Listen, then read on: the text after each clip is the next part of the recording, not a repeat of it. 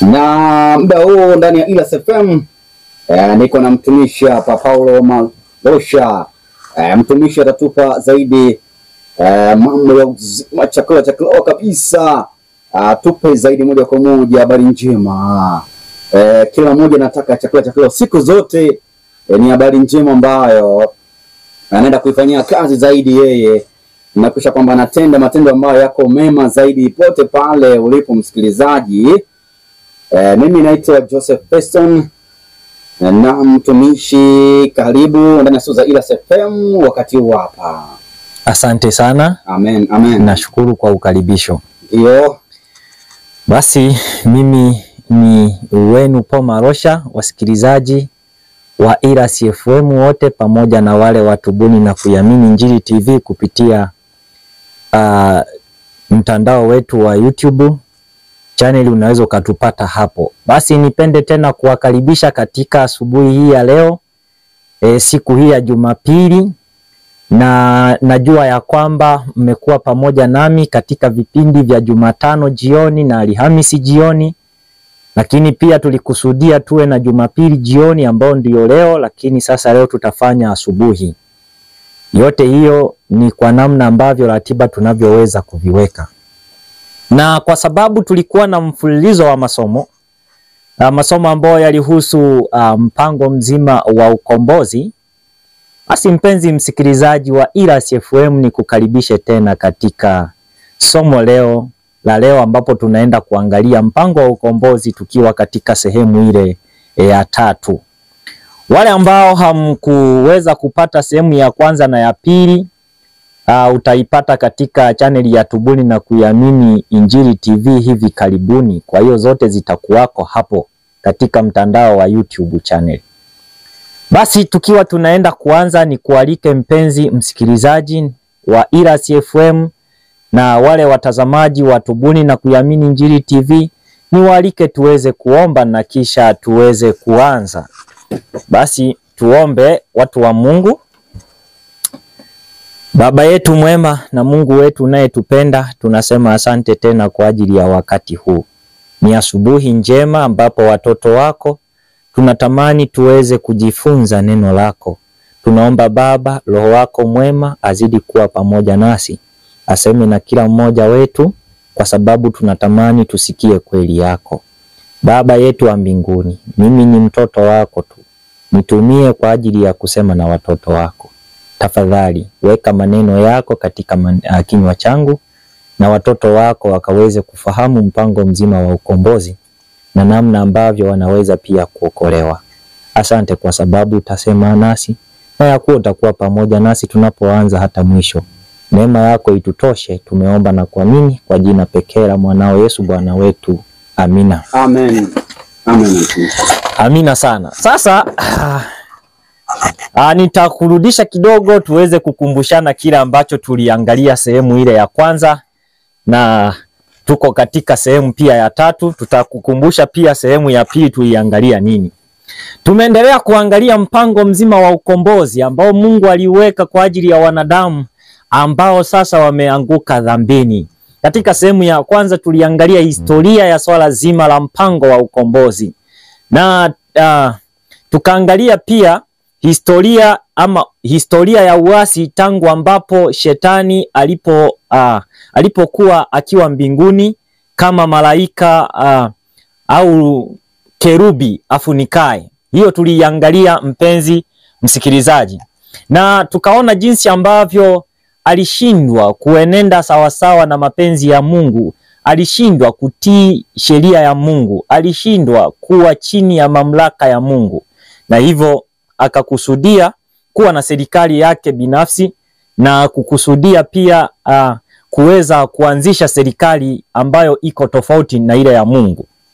Lakini pia tukaangalia sehemu ya pili, tuliona jinsi ambavyo shetani huyu alitupwa kutoka mbinguni, lakini pia tukaja tukaangalia ya kwamba alikuwa akizunguka katika masayari mengine akitaka kudanganya, lakini sayari zingine hazikuweza kupokea uongo wake, na Mungu alipokuwa akiumba dunia kwa siku 6 na ya 7 kastarehe, akampa mwanadamu ibada. Tuliangalia haya yote katika sehemu ya pili, lakini Tukaangalia pia anguko la mwanadamu katika kitabu cha Mwanzo sura ya 3, jinsi ambavyo dhambi iliingia ulimwenguni. Katika dunia hii tunayoishi mimi na wewe mpenzi msikilizaji, ni kwamba ni dunia ambayo tayari sasa iko dhambini. Tunapitia katika changamoto za dhambi na matokeo yake. Kwa hiyo tukaona kile ambacho Mungu alikusudia kumtoa mwanadamu kutoka katika dhambi, kumkomboa mwanadamu kutoka katika dhambi baada ya dhambi kuingia. Na nikakukumbusha ya kwamba mpenzi msikilizaji, ya kwamba toka mwanzo Mungu alikusudia kila kiumbe alichokiumba, kuanzia malaika, makerubi, maserafi na wanadamu wote na viumbe vyote katika sayari zote, ni kwamba Mungu alikusudia viumbe hivi vyote, mioyo yao, viumbe hawa mioyo yao itakikana iwe makao ya Mungu. Mungu alitamani akae ndani yao. Lakini cha ajabu ni kwamba viumbe vingine vyote, malaika, maserafi, makerubi, kando na wale malaika ambao walitupwa na shetani, walitupwa kutoka mbinguni wakiwa naongozwa na shetani, basi viumbe wengine wote ambao wako mbinguni wameendelea kuwa waaminifu kwa Mungu, na Mungu ameendelea kuweka makazi ndani ya mioyo yao. Lakini kando na shetani na malaika zake, basi kuko na mwanadamu tena ambaye naye alikubali shetani, akakubali mapenzi ya shetani na udanganyifu wa shetani, kwa hiyo akawa ameingia dhambini. Sasa mwanadamu huyu ambaye ameingia dhambini, dhambi ilimtenga na Mungu wake. Na kwa sababu dhambi ilimtenga na Mungu wake, Mungu alianza kufikiri na kuweka mipango ya kwamba ninawezaje sasa kumwokoa mwanadamu kutoka dhambini. Lakini pia swali jingine ambalo Mungu kwa namna fulani tutaweza kusema ya kwamba alilikusudia au alikuwa akijiuliza ni kwamba atateketezaje dhambi, atawezaje kuiteketeza dhambi peke yake bila kumwangamiza mwanadamu, ili mwanadamu abaki bila dhambi akiwa ni mwenye haki, tena akirudishwa katika muundo au mrejesho ambao alikuwa nao, sura aliyokuwa nayo mwanzo kabla ya kuanguka dhambini. Kwa hiyo ni kitu ambacho Mungu ameendelea kukifanya na kukifanya. Na tukaona ya kwamba katika Mwanzo sura ya 3 aya yake ya 21, tukaona kwamba baada ya Adamu na Hawa kuweza kutenda dhambi, mpenzi msikilizaji, ni kwamba alianza kutengeneza haki yake mwenyewe kwa kujishonea majani baada ya kujikuta ya kuwa yuko uchi. Wakati ambapo akiwa hajaingia dhambini, huyu mwanadamu alikuwa amefunikwa na vazi la utukufu, vazi ambalo Mungu alikusudia waishi nalo milele. Maana walikuwa uchi lakini hawakutambua ya kwamba wako uchi. Lakini baada ya kutenda dhambi, Mwanzo 3 yote utasoma kwa wakati wako, alikuja kuona ya kwamba, tunakuja kupata ya kwamba Adamu alipoteza hilo vazi. Na alipopoteza hilo vazi, alitambua ya kwamba yuko uchi. Na alipotambua ya kwamba yuko uchi, aliamua kuanza kutengeneza mavazi yake mwenyewe. Hii haikuwa mapenzi ya Mungu yeye akae na mavazi ya majani aliyojishonea. Mungu katika Mwanzo 3:21, Mungu alichinja kondoo.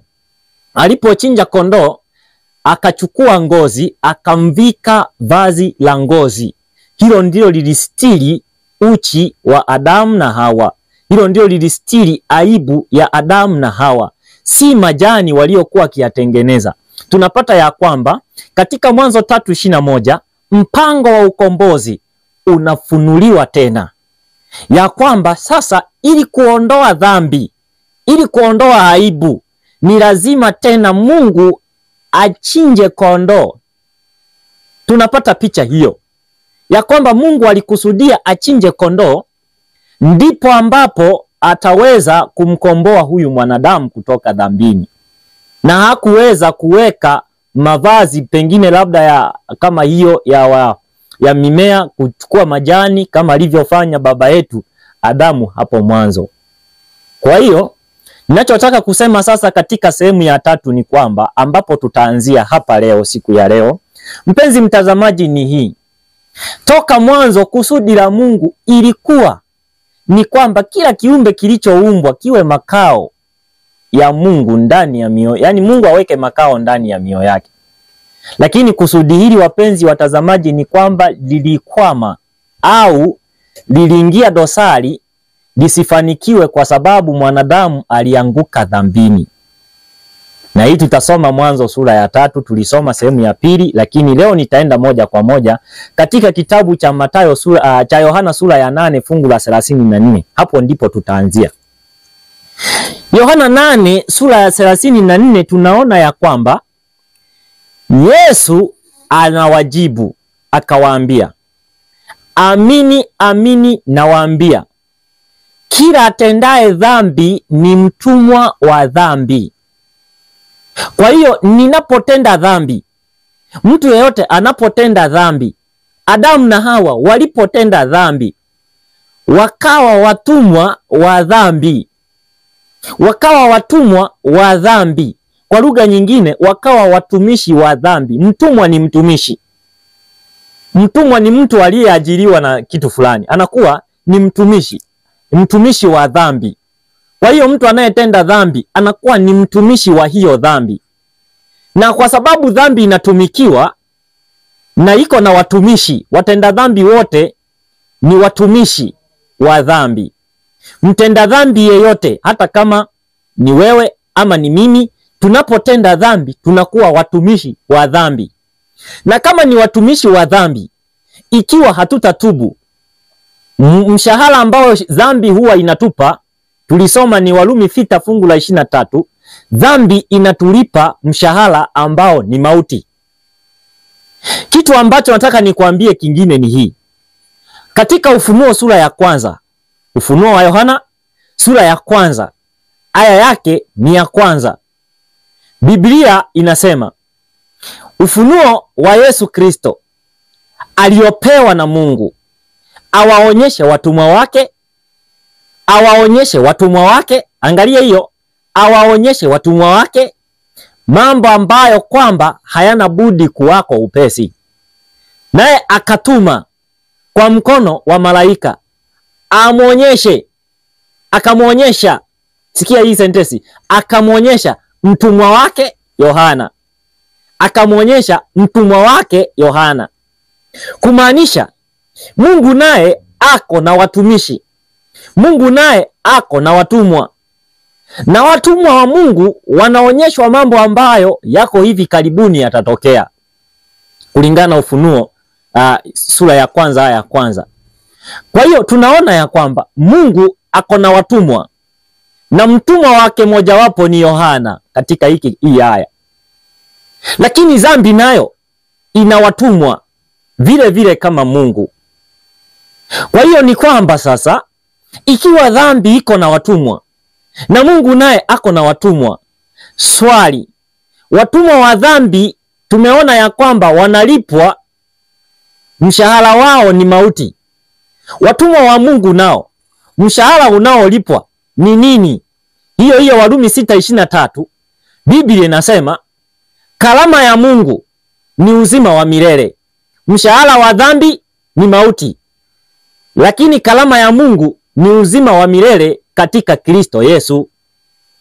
Kwa hiyo wale watumwa wa Mungu wanalipwa mshahara, na mshahara huo ni mshahara wa uzima wa milele ulio katika Kristo Yesu. Na watumwa wa dhambi nao wanalipwa mauti.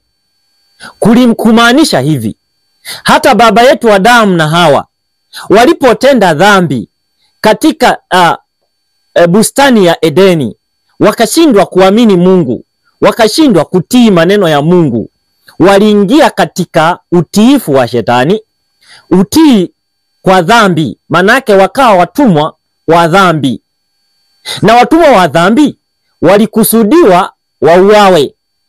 Mauti ndiyo mshahara wao.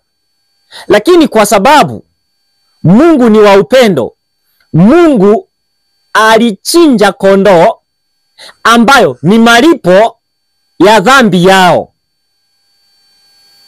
Alichinja kondoo ambayo ni malipo ya dhambi hiyo.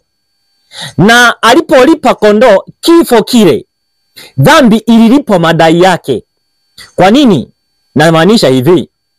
Wakati dhambi inapotendwa, inaanza kung'ang'ana na mtendaji wa dhambi, ikimlilia kila mahali anakoenda, ikidai afe, afe, afe. Kila aendako inadai afe. Kila atakapopita inadai afe. Sasa Mungu kuchinja kondoo kwa sababu dhambi ilikuwa inadai kifo. Kondoo yule alikufa kwa ajili ya dhambi hiyo. Na mpendwa, katika kitabu cha Ufunuo sura yake, wacha nisome sura yake ya 13. Niliwasomea hii, nataka niwakumbushe tu ili tuweze kwenda sawa. Ufunuo sura yake ya 13 aya yake 8. Sikia vizuri. Biblia inanukuu ikisema hivi: na watu wote wakaao juu ya nchi watamsujudu kila ambaye jina lake halikuandikwa katika kitabu cha uzima cha mwana kondoo. Angalia hiyo sentensi, kitabu cha uzima cha mwana kondoo aliyechinjwa tangu kuwekwa misingi ya dunia. Kwa hiyo huyu mwana kondoo wa Mungu alichinjwa tangu kuwekwa misingi ya dunia. Anamaanisha nini hapa? Anamaanisha ya kwamba hata kabla Mungu hajachinja kondoo katika bustani ya Edeni, alikuwa na mpango huo toka mwanzo. Kwa hiyo Yesu alichinjwa. Mwana kondoo wa Mungu ni Yesu Kristo. Tutakuja tutaangalia huko mbele, lakini bado kwanza niko na historia huku. Tutakuja tuangalie kwa leo. Kwa hiyo kondoo ile iliyochinjwa katika bustani ya Edeni ilichinjwa kwa ajili ya kulipa kifo ambacho dhambi imetendwa ilikuwa ikidai. Na niliwaambia mpenzi msikilizaji wa Iras FM ya kwamba dhambi hii ya Adamu na Hawa ilifanyika mnamo muda wa saa 9 karibu na jua kupunga. Ukisoma Mwanzo sura yake 300 yote, wakati wa jua kupunga ndipo Mungu alikuja kuwatembelea hapo. Kwa hiyo kutoka saa 9 mpaka jua kupunga ni kama mida ya saa 11 saa 12 hapo. Ndipo alikuja Mungu Baba kuangalia hapo. Wacha tuendelee. Nataka twende tena tuone kila ambacho kinafanyika hapa. Na ndio maana katika kitabu hiki cha Mwanzo, mpango wa ukombozi huu, Mwanzo sura ya 3, tunapoingia kutoka Mwanzo sura ya 3, tunaingia Mwanzo sura ya 4, ambapo sura ya 4 tunakutana na waabuduji Mungu wa kwanza. Wako watu wawili hapa walienda kuabudu Mungu, na hawa ni watu wa kwanza katika historia tena ambapo tunapewa habari zao walienda kuabudu. Anasema naweza nikasema kwamba katika Mwanzo sura ya 4 aya ya 3, wacha tusome kwanza alafu tuone. Maana katika Mwanzo sura ya 4 fungu la 3 Biblia takatifu inasema, ikawa hatimaye Kaini akaleta mazao ya ardhi sadaka kwa Bwana. Habili naye akaleta wazao wa kwanza wa wanyama wake na sehemu zilizonona za wanyama.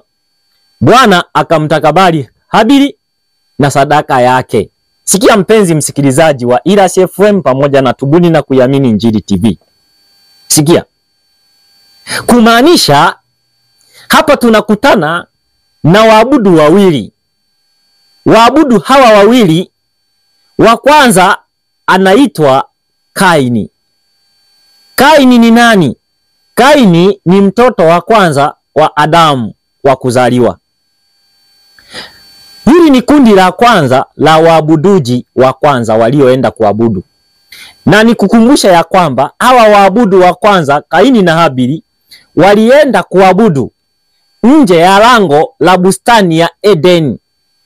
Maana Mungu aliagiza ilindwe wasiweze ingia tena toka walipofukuzwa.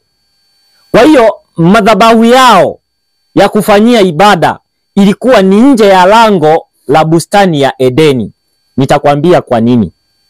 Wewe nifuatilie tu. Nitakwambia kwa nini walifanyia hapo nje ya lango. Mpenzi msikilizaji, Angalia hiki kitu. Walipokuwa wamepewa, kumbuka Mwanzo 3:21, Mungu alitoa kielelezo cha ibada inayoweza kustahili kwa mwenye dhambi.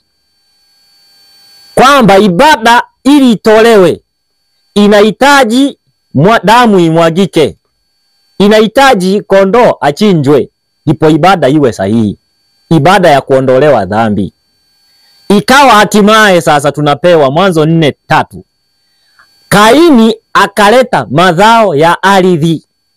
Mazao ya ardhi maana yake ni kilimo. Kaini alibeba vitu ambavyo ni vya kulima. Alibeba mahindi. Kaini alibeba nini? Ni mtama. Kaini alibeba mboga za majani, matembele na sukuma wiki. Akapeleka kama sadaka kwa Bwana. Kwa sababu alikuwa mkulima wa ardhi. Habili naye akaleta wazao wa kwanza wa wanyama wake. Maana Habili alikuwa mfugaji. Na sehemu zilizonona za wanyama. Na cha ajabu ni kwamba tunapewa habari hii. Bwana akamtakabali Habili na sadaka yake. Kwa nini iwe hivi? Kwa nini sadaka ya Kaini ikataliwe? Ni kwamba sadaka ya Kaini inakataliwa kwani haikuwa mpango wa Mungu kupeleka sadaka ya matembele. Haukuwa mpango wa Mungu kwamba dhambi iondolewe bila kumwagika kwa damu. Kwa hiyo Kaini, nisikilize vizuri, msikilizaji wa Iras FM na Tubuni na Kuiamini Injili TV. Ni kwa hiyo Kaini ni kusema hakwenda sawasawa na mpango wa Mungu wa ukombozi. Hakusikia sauti ya Mungu. Kaini anapopeleka mazao ya wanyama. Kaini anapopeleka mazao ya ardhi. Inafananishwa sawasawa kabisa na majani aliyojifunika baba yake Adamu wakati alipokuwa ametenda dhambi pale katika bustani ya Eden. Angalia, sadaka hii na majani haya ya Adamu vinafanana kwa sababu vyote ni mazao ya ardhi. Lakini Mungu Baba alipowakuta wametenda dhambi, aliwafunika kwa vazi la ngozi ya mnyama. Vazi la ngozi ya mnyama. Vazi hili la ngozi ya mnyama linafanana kabisa na sadaka za wanyama ambazo Habili alienda kutoa. Na ndiyo maana Habili alipokelewa sadaka yake kwa sababu yeye alienenda sawasawa na mapenzi ya Mungu. Alienenda sawasawa na sadaka ya Mungu iliyokuwa imeagizwa afanye. Kwa hiyo aliyeenda sawasawa na neno la Mungu hapa ni nani? Ni Habili. Kumaanisha hivi, katika ibada zetu za siku zote tunazozifanya, kama ni ibada yoyote ambayo haiendi sawasawa na neno la Mungu, ni ibada ya uongo. Na sadaka hizo ama ibada hizo hazikubaliki. Lakini pale ambapo tunaenda na sadaka ya neno la Mungu, au kwa lugha nyingine ninamaanisha hapa ya kwamba tunaenda sawasawa na neno la Mungu. Tunapoenda sawasawa na neno la Mungu, basi Mungu atakubali ibada zetu. Na nitaka nikwambie ya kwamba, wacha nikusomee aya 5 ya kitabu kile cha Mwanzo sura ya 4 aya 5. Biblia inasema, maana tumeona ya kwamba Bwana akamtakabali Habili na sadaka yake, bali Kaini hakumtakabali, wala sadaka yake haikukubaliwa. Kwa maanisha Kaini akaghadhibika sana, uso wake ukakunjamana. Kwa hiyo tunaona tena baada ya sadaka yake kukataliwa, Kaini hakukubaliwa sadaka yake. Kaini alikasirika. Nikukumbushe ndugu yangu, kwa nini inakuwa hivi? Ukumbuke Kaini na Habili ni mtu na ndugu yake, ni mtu na kaka yake, mtu na mdogo wake, tena mtu wa familia moja. Kuna kitu kimoja hapa, nataka nikwambie siri moja, msikilizaji wa Iras FM, ni kwamba popote pale mtu ambapo anashindwa kutii neno la Mungu, anaenda kutii neno la shetani. Kumaanisha Kaini alipokataa kutii neno la Mungu, kupeleka nini? Sadaka ya wanyama. Alipokataa kutii neno la Mungu, na kuambia ukweli, alitii neno la shetani lililomwambia peleka wanyama. Popote pale mtu anaposhindwa kutii neno la Mungu kwa sasa, ni lazima atatii neno la shetani. Kumaanisha kila mtu anayetii ni mkaidi, na kila mtu ambaye anakaidi ni mtii. Namaanisha nini? Namaanisha hivi: ikiwa mtu atamtii Mungu, atakuwa mkaidi kwa shetani. Ikiwa mtu atakaidi Mungu, atakuwa mtii wa shetani. Hiyo ndio. Kwa hiyo kila mtii ni lazima awe amekaidi, na kila mkaidi awe ametii.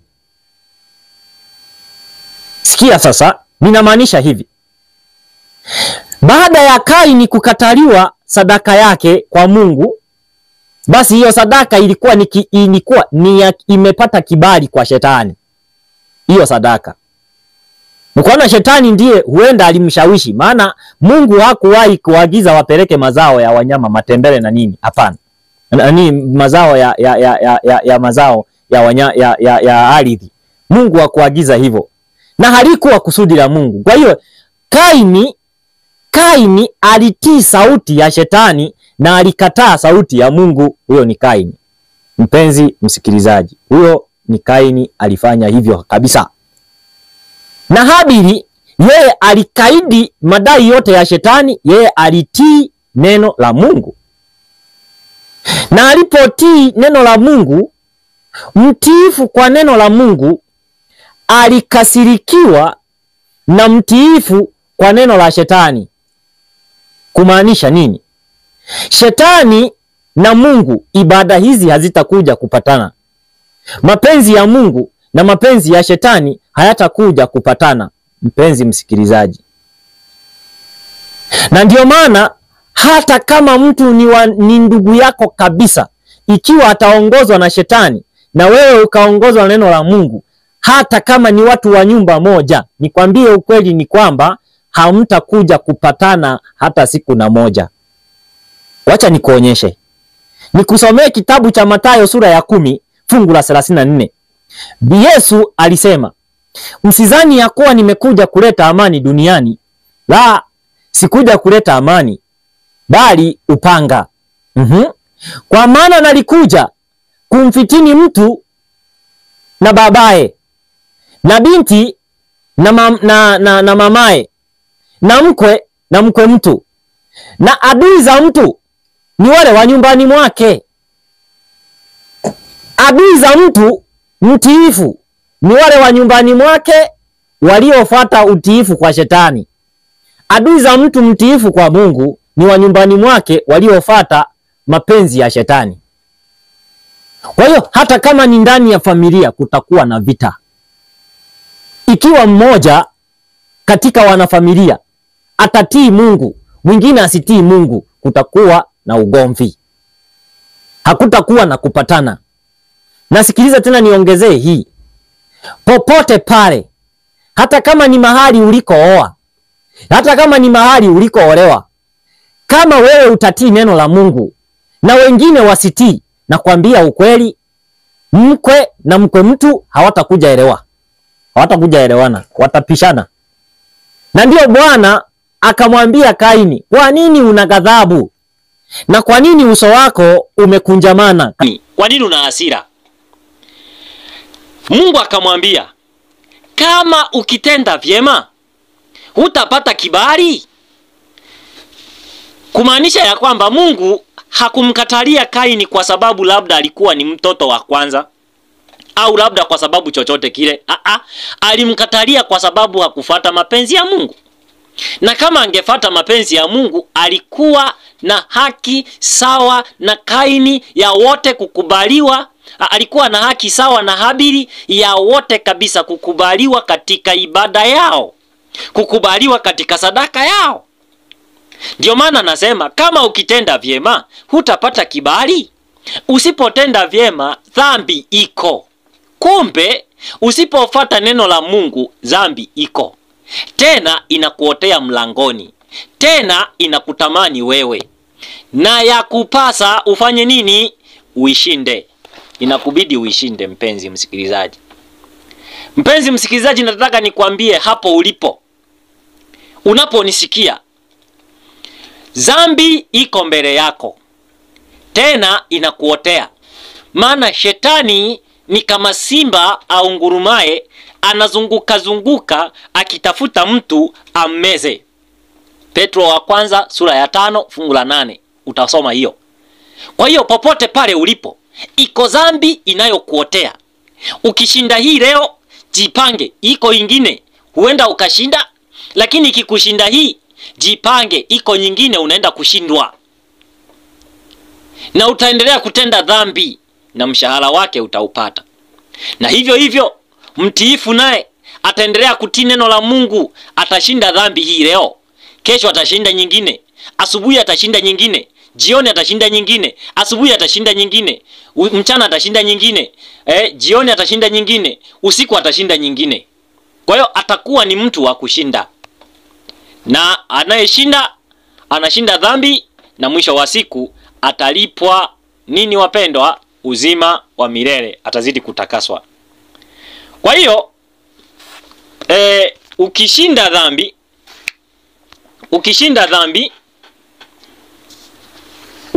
dhambi moja inakupa nguvu ya kushinda dhambi ingine. Mpenzi msikilizaji, naamini katika kisa hicho umenielewa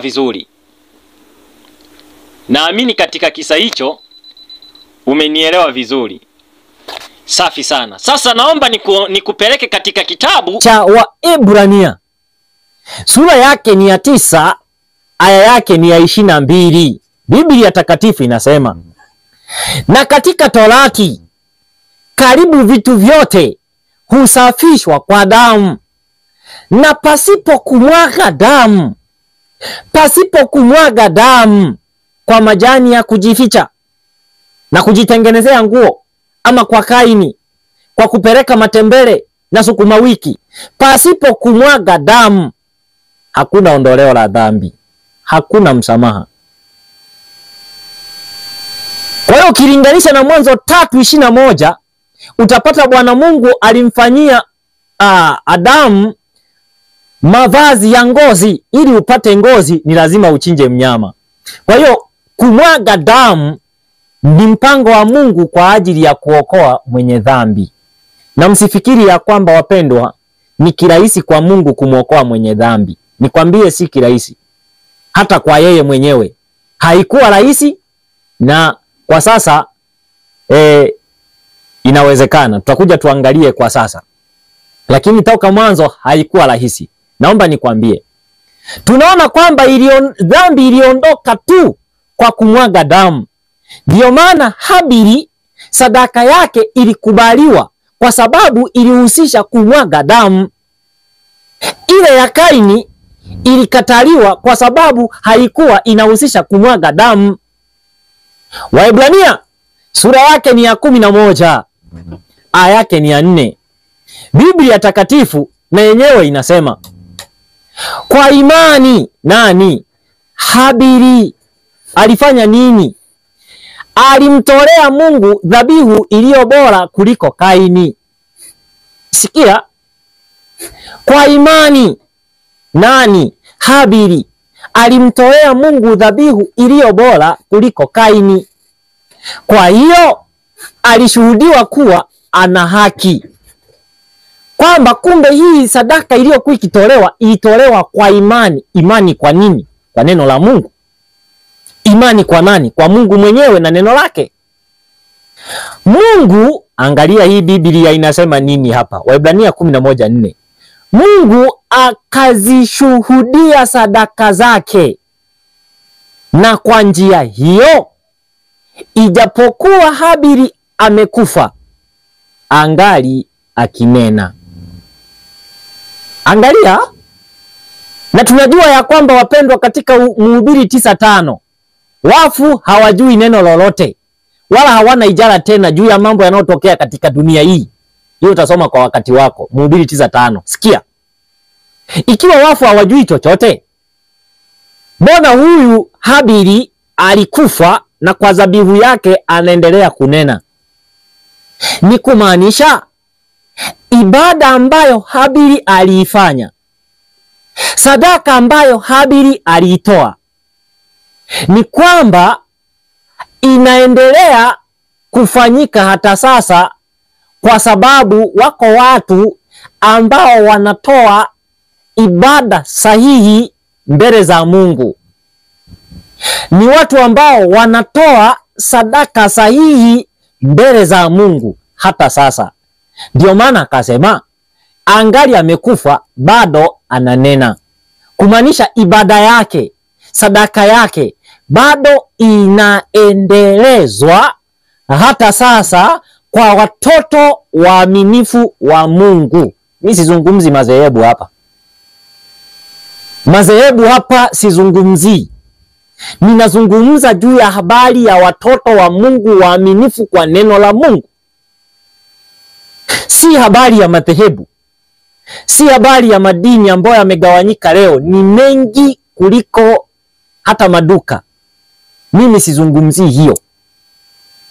Kitu ambacho nitasema juu ya madhehebu ni hii: kama utahudhuria kwenye madhehebu yoyote, na siko na dhehebu lolote natetea hapa napozungumza na wewe, kama utaendelea kuhudhuria katika madhehebu na bado usifanye ibada sahihi, usifanye ibada inayompendeza Mungu, usitoe sadaka, usitoe ibada ambayo inaendana sawasawa na neno la Mungu, nakwambia wewe na dhehebu lako mtaenda jehanamu, huku mnaimba na mnatoa sadaka. Mimi sizungumzi habari ya madhehebu. Nazungumza juu ya mpango mzima wa Mungu kuweza kukukomboa wewe, na mimi sizungumzi na madhehebu. Maana leo madhehebu yako yamejaa mambo yao, si mambo ya Mungu. Mimi sijataja dhehebu la mtu, ila nataka nimuonye kila mtu anayeamini Biblia ya kwamba jihadharini na madhehebu. Siwaambii mimi msiende kuko, lakini ikiwa dhehebu halifundishi sawasawa na neno la Mungu, linadanganya, toka hapo.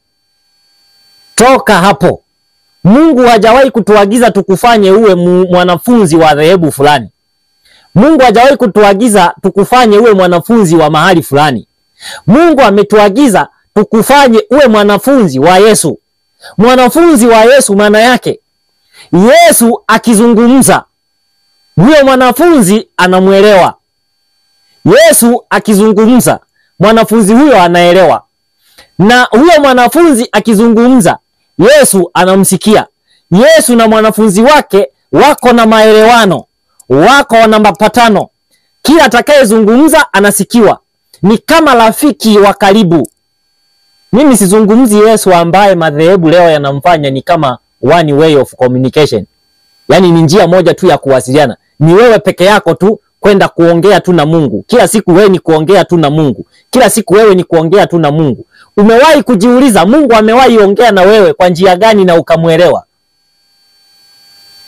Ikiwa wewe Mungu akiongea humuelewi, sasa wewe unataka aje akuelewe kila siku unaomba hapo? Kwani hayo maombi unafikiri huyu Mungu amejificha wapi wapenzi? Haya, wacha nisiendelee sana. Mimi niendelee na mpango wa ukombozi. Sikia. Waebrania 11 anasema hata kama Habili amekufa, bali anaendelea kufanya nini? Kunena. Angali akinena. Sikia. Ni mpango wa Mungu akae kwa watoto wake. Ndiyo maana anawatakasa wawe watakatifu kama yeye. Narudia hii sentensi nisikilize. Toka mwanzo, ni mpango wa Mungu akae kwa watoto wake. Ndiyo maana anawatakasa wawe watakatifu kama yeye. Tusome Petro wa kwanza sura ya kwanza fungu la 15 hata 16. Kipindi changu kimoja kiko na mafungu mengi, kiko na aya nyingi kwa Biblia. Kwa hiyo utasoma sana Biblia na tutajaribu kuzungumza kama Biblia ilivyosema. Siruhusiwi kuongeza wala kupunguza neno hapo. Naisikia? Petro wa kwanza 1:15 hata 16. Usifikiri mimi nakuja hapa na kusomea fungu moja halafu na kuelezea hadithi nyingi. Hapana, nitakuwa muongo. Hadithi nyingi ni za uongo. Angalia hii. Petro ya kwanza 1:15 hata 16. Bali kama yeye aliyewaita alivyo mtakatifu, ninyi nanyi iweni watakatifu katika mwenendo wenu wote. Kwa hiyo kulingana na Biblia, Mungu anawaita watoto wake wawe watakatifu katika mwenendo wao wote, katika mienendo yetu yote. Msikilizaji wa Irasi FM, msikilizaji wa Tubuni, Mungu anataka tuwe watakatifu katika mienendo yetu, mimi na wewe wote tuwe hapo. Na akasema tuwe watakatifu kwa sababu yeye ni mtakatifu. 16. Kwa maana imeandikwa, mtakuwa watakatifu kwa kuwa mimi ni mtakatifu. Kwa hiyo Mungu ni mtakatifu. Neno lake ni takatifu. Watoto wake anataka wawe watakatifu kama yeye alivyo. Kwa nini? Angalia Waefeso 2. Na unajua mpenzi msikilizaji, Mungu aliweka matendo mema, tuwe watakatifu katika mienendo. Na Mungu alikusudia tuwe hivyo toka milele. Hata hii dunia hii unayoiona isingekuwa na tabu kama hizi. Mwingine ametembea hapo, amepatana na ajali, amegongwa, amekufa. Mungu hakukusudia tuwe hivyo. Mwingine amepanda ndege, inapotelea huko angani, inaenda kutumbukia baharini. Mungu hakukusudia kukue hivyo. Hayo ni matokeo ya dhambi. Sikia. Angalia Waefeso 2:10. Anasema, maana tu kazi yake. Sisi ni kazi ya Mungu, tuliumbwa na Mungu. Sikia. Maana tu kazi yake, tuliumbwa katika Kristo Yesu, tutende matendo mema ambayo tokea awali Mungu aliyatengeneza ili tuenende kwa hayo. Kwa hiyo Mungu alituwekea toka milele, toka awali alituwekea matendo mema ili tutende vyema na tuishi kwa hivyo. Tuliumbwa ili tuwe watakatifu na ili tuwe na karama ya Mungu. Na karama ya Mungu ni uzima wa milele, ili Mungu aendelee kukaa pamoja na sisi. Nikukumbushe kitu kimoja. Hata sababu ya Mungu kuwatoa Waisraeli Misri, si unajua Mungu aliwatoa Waisraeli Misri. Sababu ya Mungu kuwatoa Waisraeli Misri ilikuwa ni kutaka akae katikati ya Waisraeli. Wewe tusome Kutoka 29 fungu la 46. 29:46 Kutoka. Biblia inasema, nao watanijua kuwa mimi ndimi Bwana Mungu wao, niliyewatoa watoke katika nchi ya Misri, nipate kukaa kati yao. Ni mimi Bwana Mungu wao. Anajitambulisha, anasema mimi Bwana Mungu wao, nimewatoa nchi ya Misri niwalete Kanaani ili nipate kukaa kati yao. Angalia. Unajua mpenzi msikilizaji wa Irasi FM na Tubuni na Kuiamini Injili TV, unajua hii safari ya Waisraeli kutoka Misri kwenda Kanaani ya mbinguni ni safari ya watu wa Mungu leo, kutoka duniani ambako inafananishwa na Misri, maana ni nyumba ya utumwa, ni nyumba ya dhambi, kwenda Kanaani ya mbinguni ambapo hakuna dhambi. Na huko Mungu alitaka tukae na yeye. Kama jinsi ambavyo Israeli kutoka Misri, Mungu alitaka awatoe huko ili akae na wao. Haya, sikia sasa. Ufunuo 21:3. Biblia inasema, nikasikia sauti kubwa kutoka katika kiti cha enzi.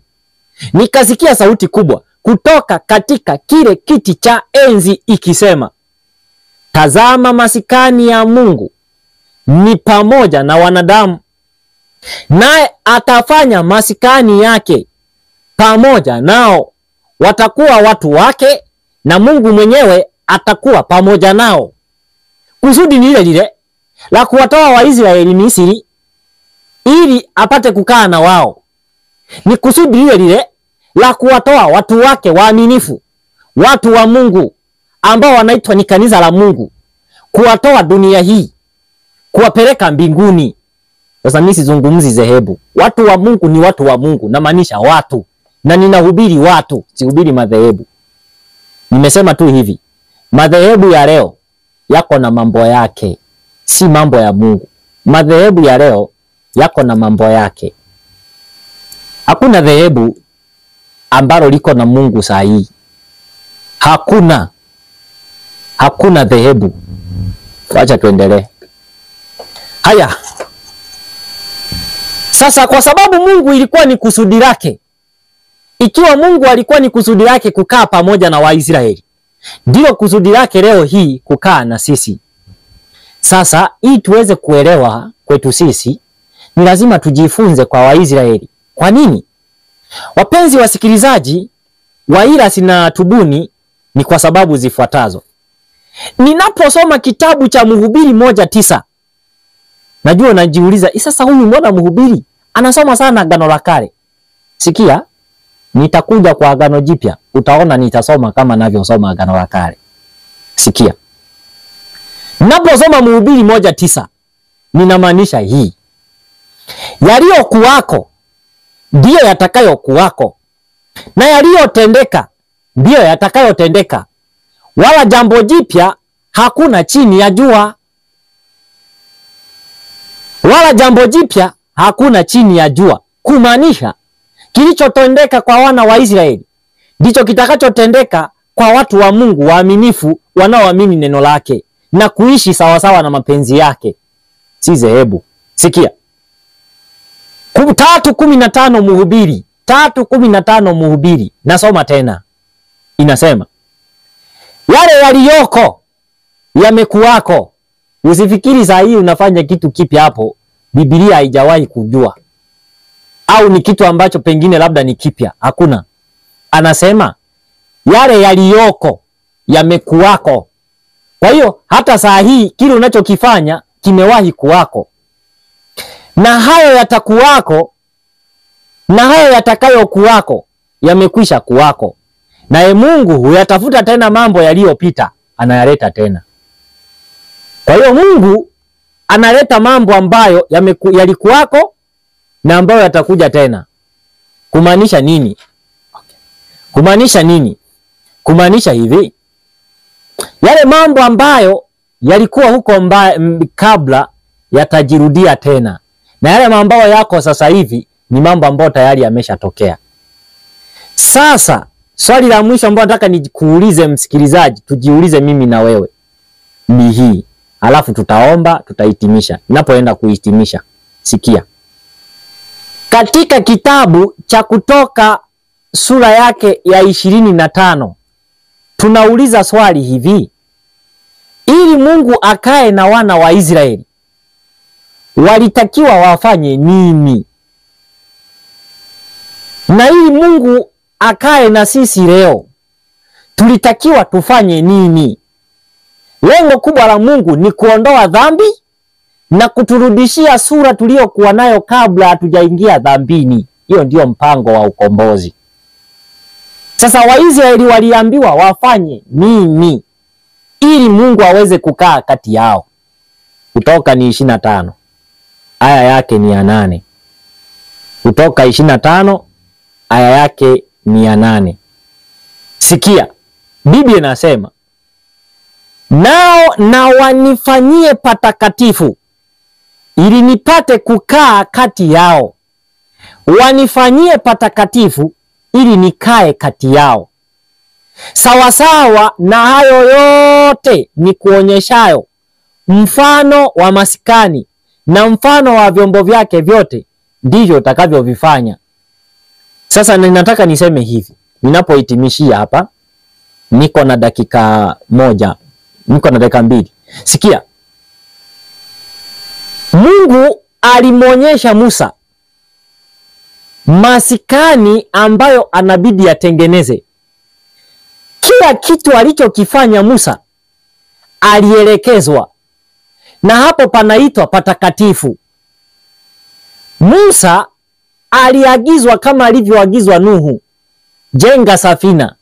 Kila mahali, kila mti aliyotakana auweke hapo ni ule mti ambao Mungu alimwagiza aweke. Kitu chochote ambacho Mungu hakumwagiza na Musa hakukiweka. Ndio maana akasema ninakupa mfano. Kwanza huu mfano ulikuwa ni mfano ambao Mungu anamuonyesha, maana huu mfano ulikuwa ni wa kile ambacho mbinguni kiko. Hekalu la Mungu hili lilikuwa mbinguni pia. Ndio Musa akaonyeshwa atengeneze mfano huo. Na kwa maelekezo, kila kazi anapofanya anaelekezwa, hapo funga hivi, fanya hivi, fanya hivi. Ndivyo ambavyo Nuhu aliambiwa. Kwa ni vile vile mpango wa ukombozi. Kumbuka tumeuanzia mbinguni na sasa tumefika kwa Waisraeli. Tutakuja mpaka kwetu. Naomba nikuonyeshe tu patakatifu ambavyo palikuwa. Na hawa wataiona wale wanaotufuatilia kupitia Tubuni na Kuiamini Injili TV kwa YouTube. Wale wa Iras FM naomba tuishie hapa kwa leo. Nitakutajia namba yangu kwa ajili ya mawasiliano zaidi. Namba yangu ni 07 42 57 61 na mwisho 70. Namba yangu ni 07 42 57 61 na mwisho 70. Ukichukua hiyo namba, ikiwa uko na swali, wasiliana na mimi. Na mpenzi msikilizaji wa Iras FM, iko siku nitatenga kwa ajili ya kupokea simu zote ambazo za watu walikuwa wakitusikiliza. Na maswali yote nitakuja nijibu kwa lisali moja lote. Watu ambao watakuwa wakiwa na jambo lolote la kuniuliza, ninaomba niwaambie hivi.